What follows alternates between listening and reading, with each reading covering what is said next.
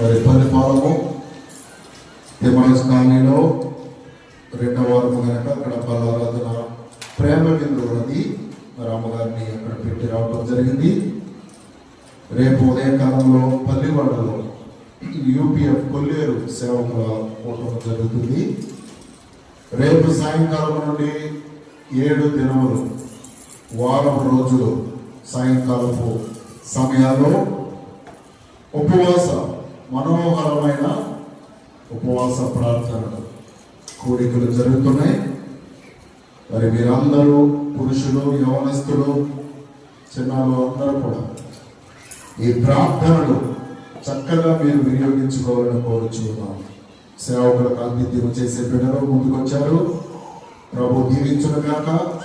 మరి చక్కగా సిద్ధపాటు చేయండి. దైవజనుల కొరకు చాలా స్వస్థత ప్రవచన వరము కలిగిన దైవజనులు, ఉద్యోగమైనటువంటి దైవజనులు, కొత్త వారిని మరి 10 మంది సేవకులు వస్తారు. ఒకే రోజు కాదు, రోజు వారిని షిఫ్ట్ల వారిగా టైం టేబుల్ వేసి మీ మధ్యలో నడిపిస్తాము.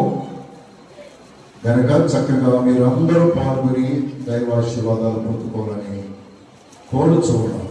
దేవుని వాక్యంలోకి మరి వెళదాం. సమయము ముందుకు వెళ్ళింది.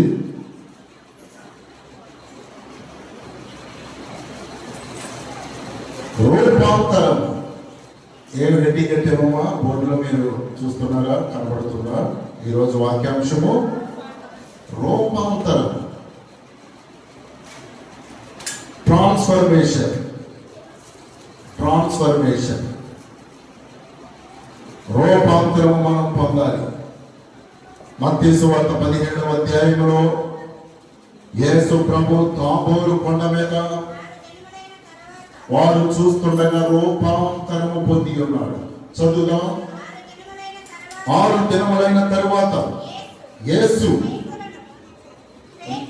పేతురును, యాకోబును, అతని సహోదరుడైన యాకోబును వెంట పెట్టుకొని ఎత్తైన ఒక కొండ మీదికి ఏకాంతముగా పోయి వారి ఎదుట రూపాంతరము పొందెను. రూపాంతరము పొంది రూపం మారిపోయింది వాడి ఎదుట. రూపాంతరం అంటే నీ రూపము, ముఖ కవళికలు మారిపోవడం. ఒక పాపి నీతిమంతుడిగా మారిపోవడం.